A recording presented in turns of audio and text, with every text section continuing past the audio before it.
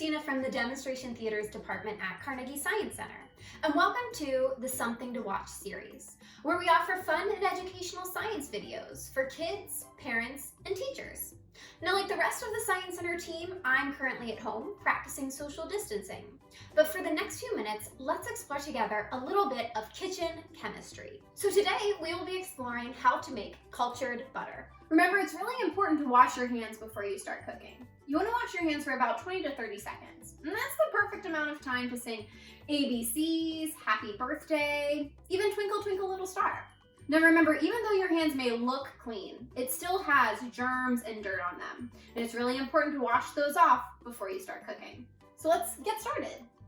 First things first, let's talk about some of the supplies that we'll be needing in order to make our cultured butter. Here I have some yogurt. I have some heavy whipping cream, a little bit of salt, a clean jar with a lid, some cheesecloth, a spatula, and a towel. Before we start actually making our butter, let's explore a little bit of the science behind butter. There's a lot of chemistry that goes into making butter. But first, what is butter? Well, butter is a dairy product made from fat and protein components that are found inside milk or cream. The butter that we'll be making today will be made of heavy whipping cream. First, butter starts with cream, in particular, heavy whipping cream. Now, heavy whipping cream is made from the fatty part of fresh cow's milk. When the fresh milk is left to stand, the heavy cream rises to the top and can be scraped off, giving us our heavy whipping cream. When we churn or shake or agitate our liquid cream, that's how we'll be able to turn it into solid butter. Now, cream is scientifically considered to be an emulsion. Emulsions are when liquid droplets are mixed together but don't bond together, but they're still suspended in the liquid.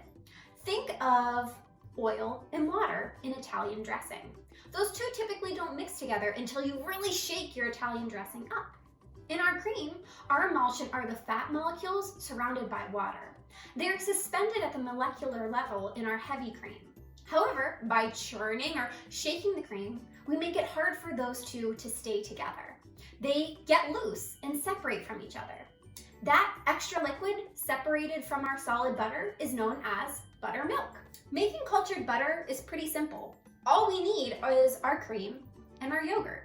The first thing that I'm going to do is add our cream into our container here, just like this. Next, we are going to add our yogurt to our cream. So the yogurt is used to bring life back into our cream, giving that culture effect back to our butter. Surprisingly, milk is already acidic. Milk has a natural bacterial culture in it called lactic acid bacteria, causing our milk to be slightly acidic. It tolerates a low pH environment. How many of you have ever heard of our pH scale before? The pH scale says how acidic, basic, or neutral a substance may be.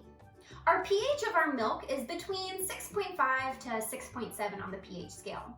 By adding additional cultures to our cream from the yogurt, we will increase the acidity, leaving our butter to have a nice tangy tart taste. The function of the cultures that we find in our yogurt actually help to ferment the lactose, which we find in our cream, producing that lactic acid. The next thing that we're going to do is we are going to mix our yogurt and our cream so that they are nice and well combined. You can either use your spatula, a whisk, or if you have a container with a lid, you can really shake the two together. Now the next thing that I'm going to do is cover my jar with a clean cheesecloth. If you don't have a cheesecloth at home, you're more than welcome to use a towel to cover your container. Now, our cheesecloth will help keep out any foreign objects or any unwanted material from our mixture here. But most importantly, it's going to allow our mixture to breathe and get oxygen. That's going to help with that fermentation process and allowing those cultures to really thrive, having the science take place. Now my next step is I'm going to place my mixture in a warm area of my kitchen for about 18 to 36 hours. This will allow my mixture to thicken and will help to create that rich, tangy taste that we like to find in cultured butter. And it will also allow the cultures to do their job. The more tang or culture taste that you would like with your butter, the longer you can let it sit out on your counter. A nice trick though is to make sure you label your container so you know when you started to make your cultured butter. While you are waiting for your culture to be ready, make some scientific observations. Does your mixture change in color? smell, and consistency, pay attention to the science taking place right inside your own kitchen.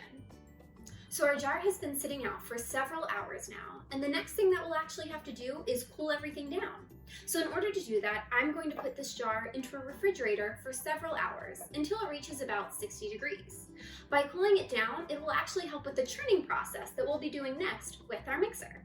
Okay, so my butter mixture has been cooling down in my fridge for about 1 to 2 hours. So the next thing that I'm going to do is start to turn everything into cultured butter. In this bowl here, I'm going to add my butter mixture. I'm going to dump everything inside, scraping down as much as possible. And then I'm going to use my stand mixer to blend it all together into my bowl. So now I'm going to turn my mixer on high. The change in our butter mixture is going to begin to happen rather fast. And it's going to begin looking from liquidy to a little more like whipped cream and then frosting until it begins to look like yellow curds separating from liquid or buttermilk. This may take about 2 to 3 minutes. It will take on an appearance of yellowish cottage cheese. So the next thing that we're going to do is I have a fine mesh strainer that I'm going to cover with a little bit of cheesecloth, and then I'm going to dump my butter mixture over top of it all. Now that our buttermilk and butter curds have been sitting for a while, the next thing that I'm going to do is grab both ends of my cheesecloth, and I'm going to gather them around the butter and begin to twist them into the curds, forming a ball-like shape, and try to squeeze out as much buttermilk as possible. And what we'll be left with is a butterball. The next thing that we're going to do may sound a little silly, but we're actually going to wash our butter. We're going to pour 1/3 cup of ice water over top of our butter, and using a spatula, we're going to fold the butter over onto itself and press down to extract any extra buttermilk. The reason that we do this is because buttermilk that is left behind in our butter will actually go bad before the fat of the butter does. So we want to get as much out as possible.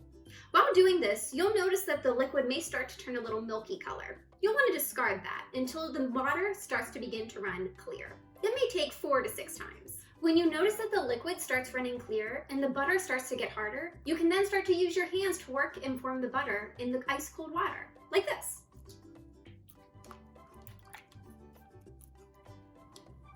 Now the next thing that we're going to do is we're going to take our solid butter ball and put it on a clean kitchen towel and pat it lightly to remove any extra moisture.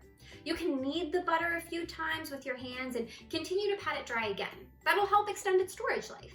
If you want to create salted cultured butter, you can sprinkle a little bit of salt on top and knead it and fold it in a few more times. And there you have it, some fresh cultured butter. Now, the best part, let's give it a try.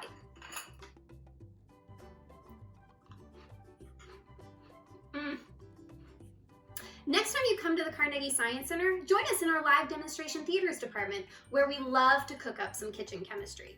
For more fun science videos like this one, log on to carnegiesciencecenter.org for more things to watch, things to read, and things to do at home. Thank you for watching, and we hope to see you soon at Carnegie Science Center.